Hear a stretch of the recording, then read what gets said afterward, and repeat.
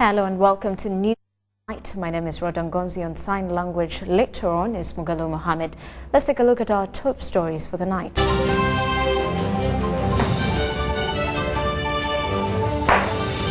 Police warns of increased rate of cybercrime. Government officials first victims. Government to supply sunscreen creams to persons living with albinism. On the international scene, security boosted as Sudan begins second strike day. And in sports, by press time, the 23 team lineup not yet released.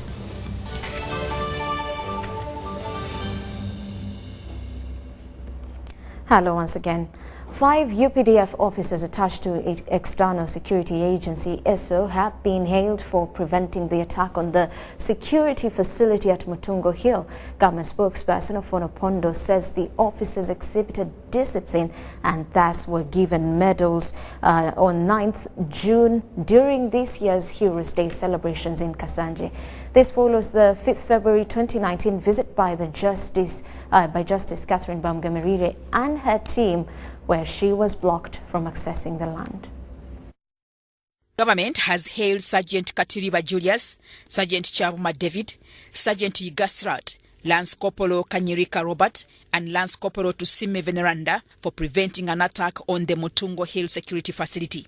On 5th February, during an inspection visit by the Commission of Inquiry on Land Matters to Mutungo, the Commission Chairperson, Justice Catherine Bamgamerire, and security detail were stopped from entering a property under the Commission inquiry.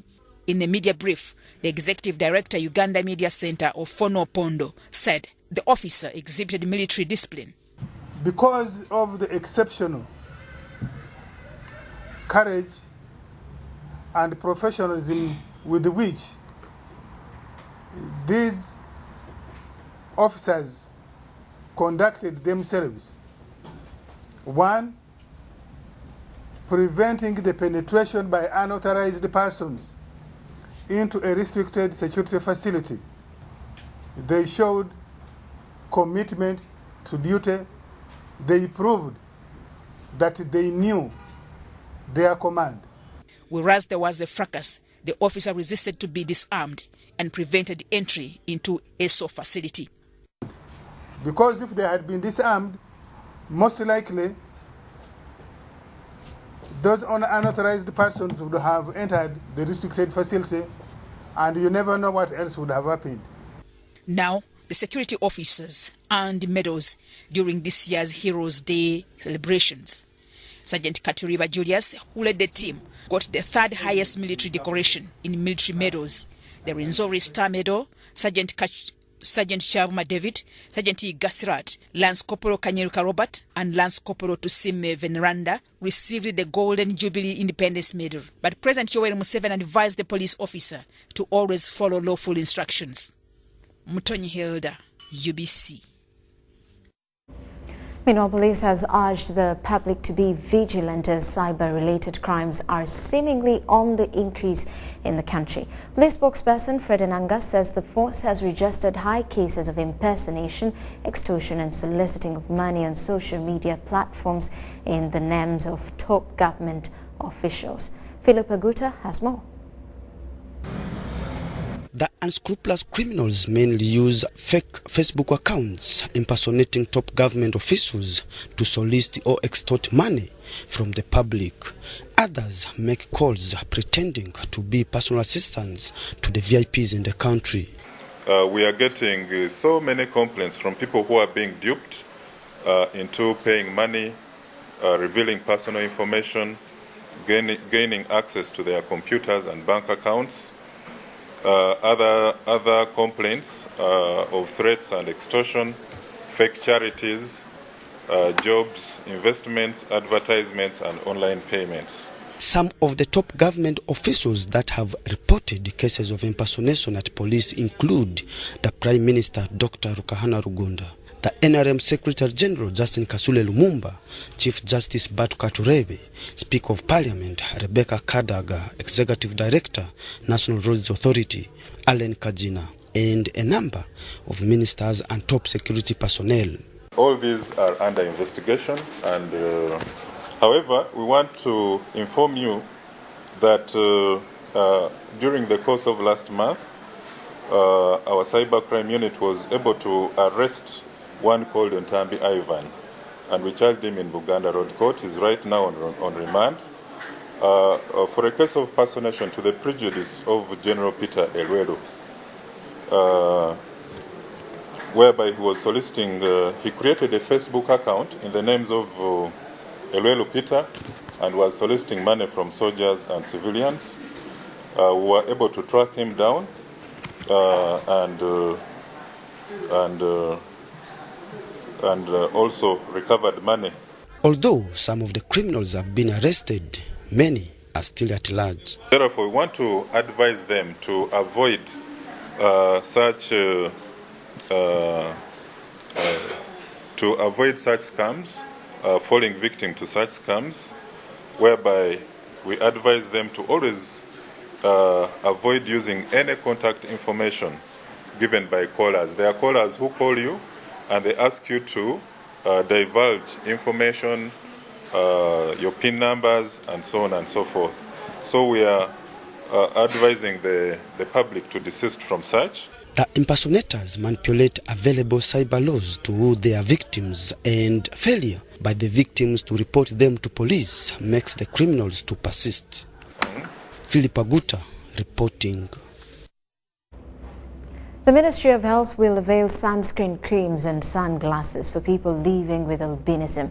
The Director for Clinical Services in the Ministry of Health, Dr. Charles Olaro, says it will help them deal with complications like skin cancers and poor sight. Albinism is a genetic condition where a person is born with inadequate melanin, a pigment that forms hair and skin color. It is estimated that 1 in every 5,000 people in sub-Saharan Africa live with albinism, although in Uganda there are no available statistics. The Ministry of Health, Uganda Cancer Institute, the Equal Opportunities Commission, our partners are collaborating to compile database for people living with albinism. This was echoed during the launch of the Albinism Awareness Week in Kampala. The biggest obstacle to expansion of our service or to the services of handling complication of albinism in this country has been lack of data. And I hope that with this renewed effort, the first thing that is really needed is creating a database that can be used for tracking the conditions of our citizens who have albinism. So I think creating a registry to me is number one priority. And then out of that registry, we then can have the data that we can use for planning for other services, including what Dr. Olaro has mentioned, how we can get commodities that can be used for prevention of the complication. If the number of people living with albinism is known, it will guide in the proper planning as government starts to provide protective gear like sunscreen creams and sunglasses. Just like how you get anti-malarials, you also should be able to get creams as well. And it has been, and this is going to be addressed. So the moment we have the numbers, Uganda Cancer Institute, another institution, our regional referral, because we cannot get those from coming from Jinja to come to Uganda Cancer Institute. They can get them from Jinja, but there will be a database there. Those probably coming from elsewhere, they will be what? So we'll be able to do that, and we shall know, just like how we distribute ARVs, we know how many patients at this site, so we know how many persons need sunglasses, how many persons need creams on these areas. They are registered. They are registered. People living with albinism, however, demand increased awareness about misconceptions about albinism because they face discrimination and stigma in society. A lack of public awareness around albinism has caused myth to flourish, and some of those albinos are evils or curse from God. Persons with albinism never die. My dear friends, brothers and sisters, if we are also human beings like you, how can you say that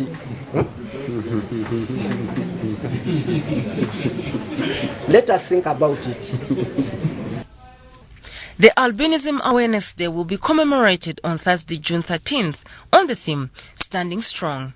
Adiana Kuti and Helen Barbara for UBC News.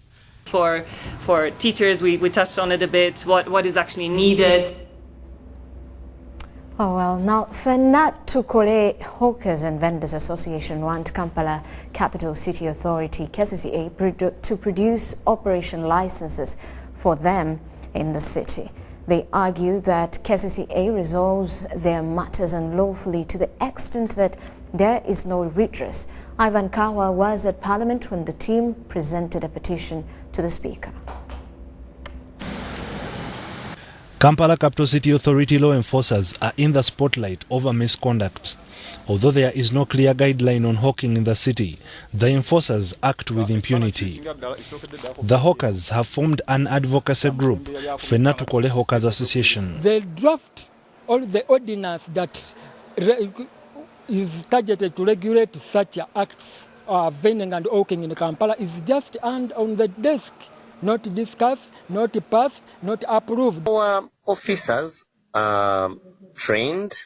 We give them a lot of training on in customer service, but also they get people handling skills from Uganda Police and the UPDF. That blatant provocation has flabbergasted us. Though we have avoided getting to the streets, we have bothered to use the law so that we can address such an issue. So we have greatly improved compared to where we started from. So they've been going through training, and we believe we are doing better in terms of handling offenders. Fenatukole Hawkers Association has petitioned the Speaker demanding immediate intervention into the matter. The hawkers and vendors are concerned on the grounds with which they are charged for unlawful operation in the city centre. But when they get on the streets, they say you are charged of finding you operating without the license.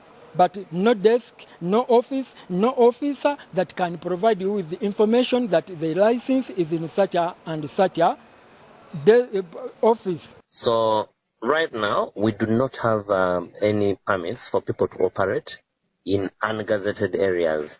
That is why we do not give licenses or permits to vendors, because they trade and lay their merchandise in most cases on pavements and along roads, which are not gazetted for a particular purpose. The Speaker of Parliament, Rebecca Kadaga, promised to resolve the matter as soon as Parliament business resumes. Ivan Kahwa, UBC News at Parliament. Let's head to Napak, where a visit by the Uganda Country Coordinating Mechanism for Global Fund has reported that tuberculosis is one of the leading causes of mortality in the district. The team is in the district to oversee the implementation of Global Fund grants. Benediga is in Karamoja and now reports. Locholo Simon Peter, aged 23, is a resident of Apietolem sub-county in Napak district. He suffers tuberculosis. I come here because of sickness, this is TB. He came to learn about it 3 weeks ago. Because I was coughing, I was feeling bad, and my bones was paining. Simon is among the 253 patients receiving treatment for tuberculosis at St. Kizito Matanyi Hospital in Napak district. I'm getting drugs, I'm getting injections, some other things like food. Behind me is the tuberculosis treatment ward here at St. Kizito Matanyi Hospital in Napak district, and we've been told by medical experts here that tuberculosis is one of the leading causes of deaths, especially when it comes to patients that present with signs of tuberculosis and HIV and AIDS. One of the leading causes of death is TB. Yeah, and the prevalence is really high, and so happens many also die because they come in late stages.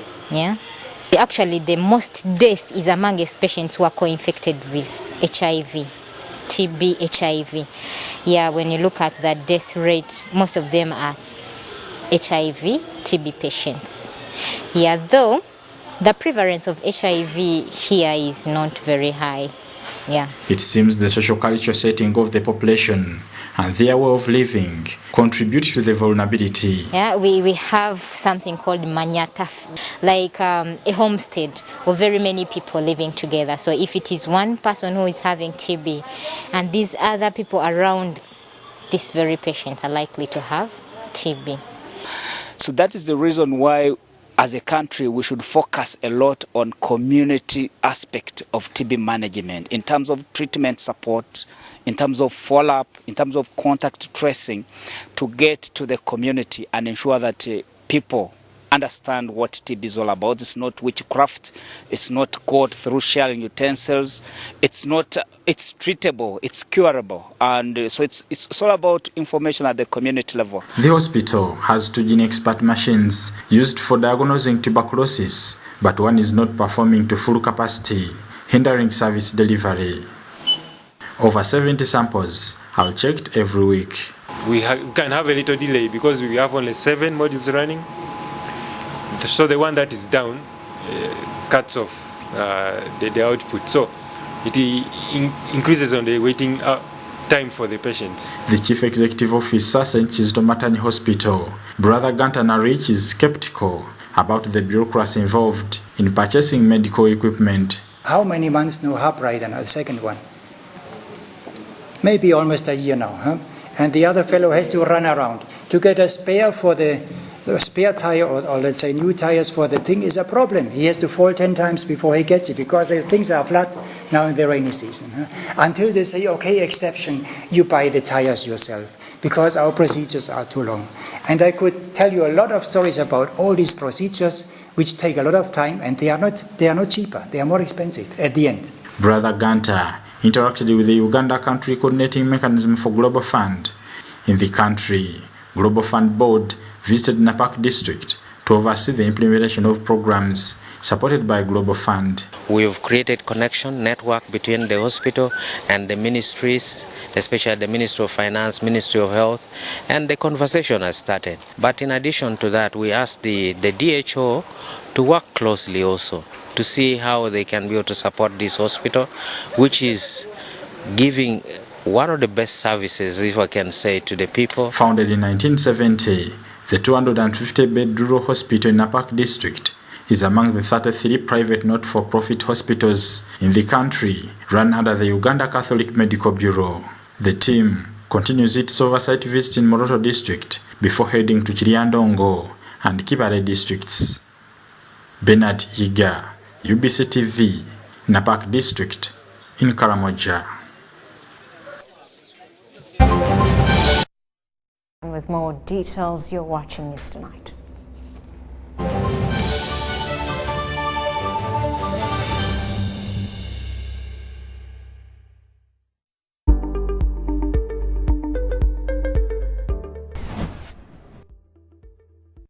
Hello, my name is, as usual, Mr. Budget. Now, the major aim of decentralization is to bring services closer to the people. You see, majority of Ugandans are actually served by their local governments. The overall local government allocation for the next financial year is 3.8 trillion shillings. Good money, right? And 2.8 trillion shillings of this is recurrent expenditure, while 948 billion shillings is development expenditure. The big question though is this enough for local governments to bring services closer to their people? Let's find out together at the budget reading on the 13th of June 2019. Our budget, our responsibility. This message is brought to you by CS Bag, Minister of Finance, Planning and Economic Development, and URA. Every dream has a challenging journey. Ours began in 1998 with a mission to drive the development of a robust communications sector in Uganda. We created structures to champion the dream. We've evolved, made discoveries, supported great minds, empowered Ugandans, and fostered a vibrant culture, enabling communication for all. Down the years, we've created memories and networks, uniting generations and building great partnerships. Together, we can go even further. UCC, celebrating 20 years of achievements. Freedom City ya Kuyunguma! 7th chapter music na city events wakusako. Take over pare kome bere kome na mwenda. Gakulu ne situndaba yimbi bonaba manya.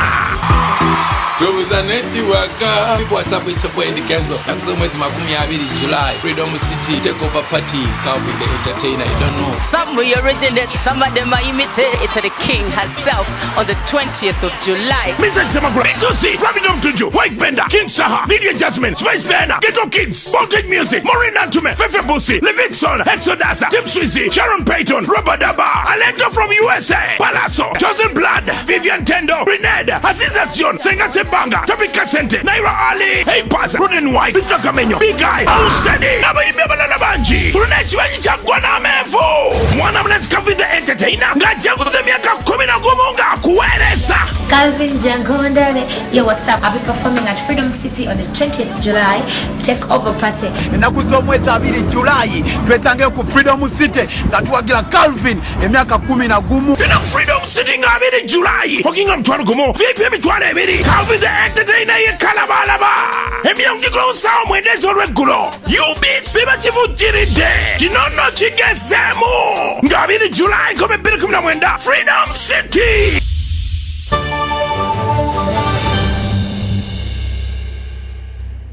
Welcome back. You're still watching News Tonight. In business news, the inaugural Money Talk Symposium organized by NSSF and partners in Kampala sought to enlighten the public on the benefits of saving, investment and financial discipline. Failure to plan, save and invest was cited among key factors that dragged the retired workers back into the vicious cycle of poverty. At some point in our life cycle, whether we like it or not, your salary, your business income will come to an end or will be disrupted and diminish materially. The Money Talk Public Symposium was aimed at identifying and articulating financial goals. This includes retirement, building wealth, funding education, owning property, funding emergency, and generating income, among others. 80% of our members, by the time they come to us, they think they know what to do. So they've talked to people who are not experts, but they think they know what to do. And we've seen it. Within 2 years, they have exhausted all their savings. So obviously they didn't know what they were talking about. The people they talked to did not give them the right advice. Various guest speakers from within Uganda's public and private sector and from beyond the borders articulated issues that limit individual investment in Uganda and the region. You must set up your lifestyle portfolio from the very first check that you get. The ultimate goal of this kind of portfolio is to gradually wean you off from your active salary or business income to a point where your basic essentials become fully funded by your passive income. Setting targets, striving to achieve them, saving and financial discipline were cited among factors that could foster wealth creation. The age of accessing one's retirement benefits attracted debate with a cross-section of the public insisting on being given access to their savings in case of an emergency or when in need rather than waiting for the stipulated age. Biarugaba, you are discouraging people from getting their money early enough.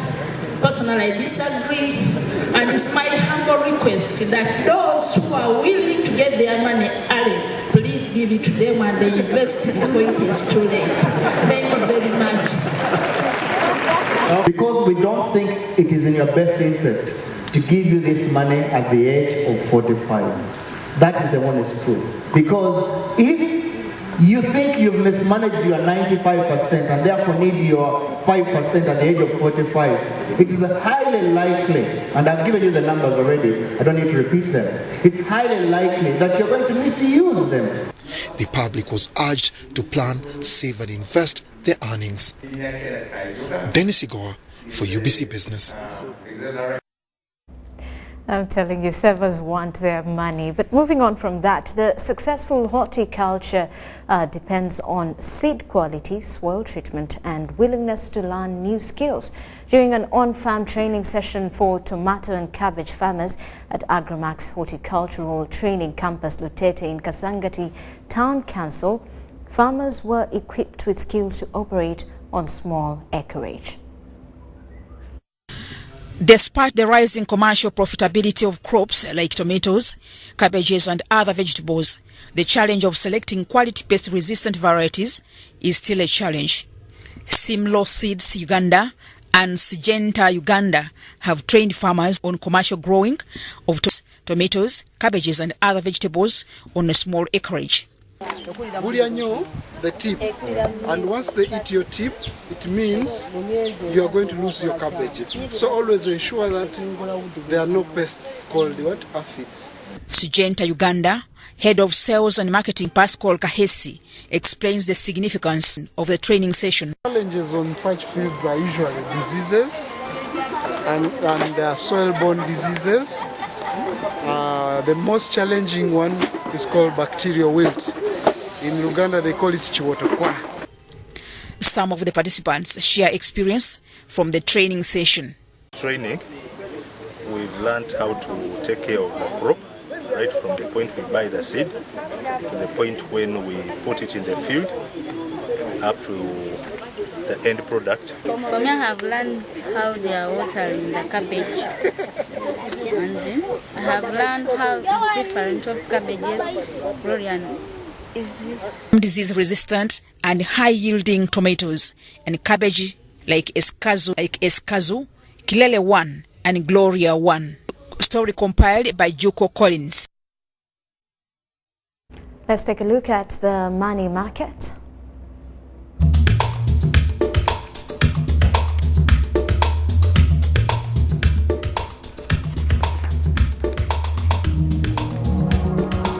Banange. We are going home.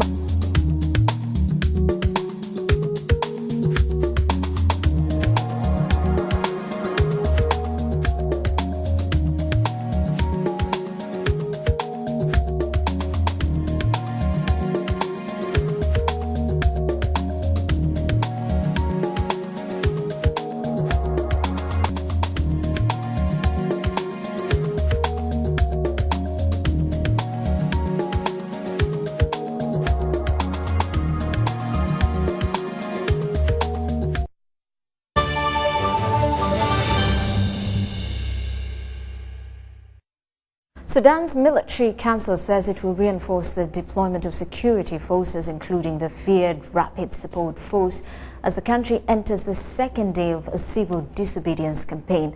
The campaign is trying to force the country's military leaders to transfer power to a civilian authority. Now, on Sunday, at least 4 people were killed when the nationwide strike began. Most people are heeding to the call from opposition groups for civil disobedience, and the majority of businesses and offices in the capital, Khartoum, remain closed for a second day. Public transport is barely running, with just a few private cars ferrying passengers, while doctors are only treating emergency cases. Outside the capital, there are reports of a similar shutdown in the cities of Omdurman and Al Obeid, as well as Port Sudan. But information is restricted due to an internet shutdown. The strike is in response to a military crackdown on pro-democracy supporter a week ago, which left more than 100 people dead, according to opposition groups. Meanwhile, President Donald Trump has hailed a deal reached with Mexico to help stem the flow of migrants to the U.S. after he threatened to impose trade tariffs. Under the deal, in which Mexico agreed to take unprecedented steps, the duties that were due to to come into effect on Monday have been suspended. Under Trump's proposal, duties would have risen by 5% every month on goods including cars, beer, tequila, fruit and vegetables until they hit 25% in October. The deal was reached at the end of 3 days of negotiations, which saw Washington demand a crackdown on Central American migrants. In a joint declaration released by the U.S. State Department, the two countries said Mexico would take unprecedented steps to curb irregular migration and human trafficking. But it seems the U.S. did not get one of its reported key demands, which would have required Mexico to take in asylum seekers heading for the U.S. and process their claims on its own soil. Both countries pledged to strengthen bilateral cooperation over border security, including coordinated actions and information sharing. From those within his...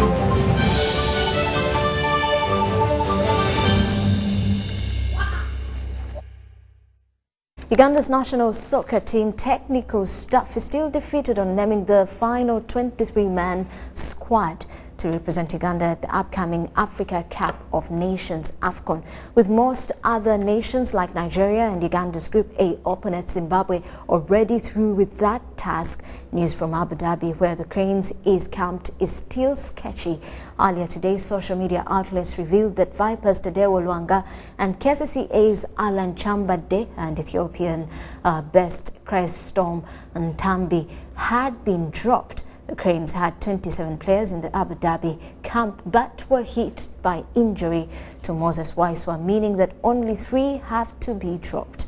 We shall keep you posted as news continues to trickle in, but from all FUFA communications channels, including Facebook, Twitter and its website, no news to that effect had come through by news time. Deja University Woodball Corporate Club has continued its dominance in that category of the sport with commanding displays during the 3rd Corporate Woodball Circuit at St. Joseph's Technical Institute, Chisubi. The circuit was attended by more than 10 clubs and 100 players, a thing that excited Uganda Woodball Federation officials.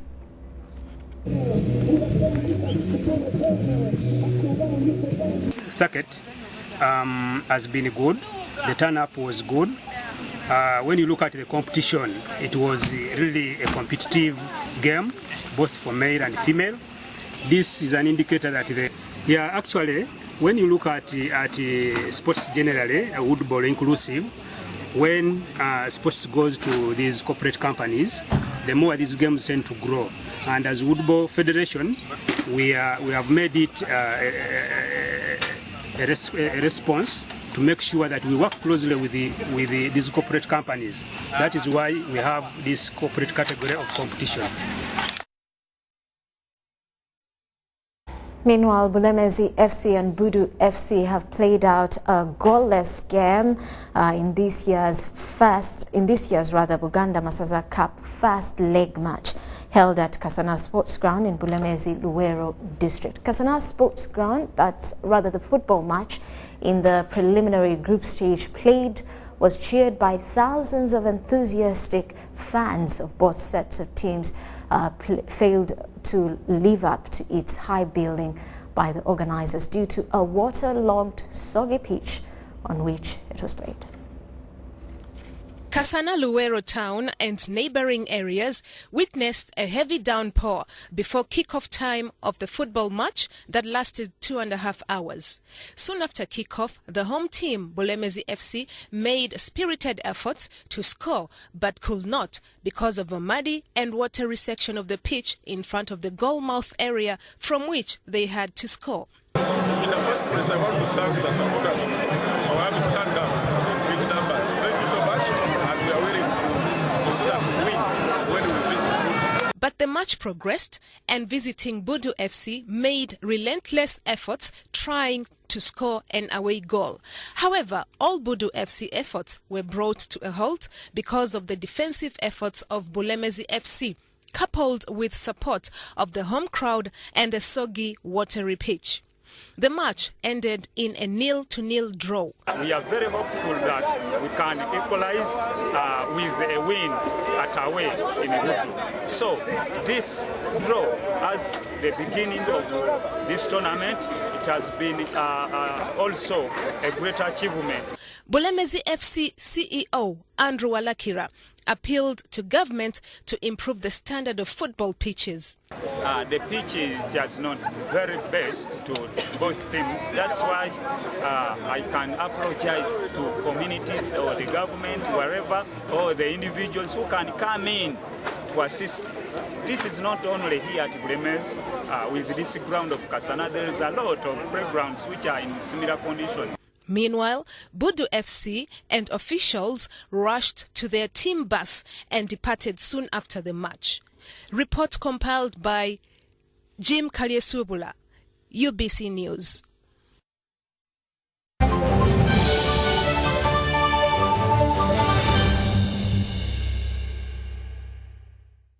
Once again.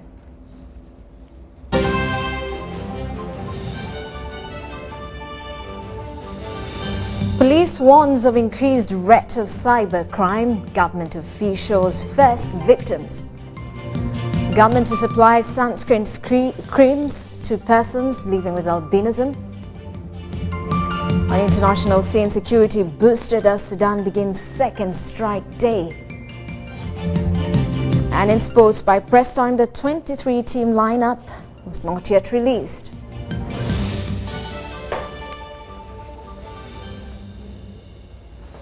And that does it for News Tonight. Thank you for sticking with us. I'm Rhoda Ngonzi on sign language, Mugalu Mohammed. Have a lovely night.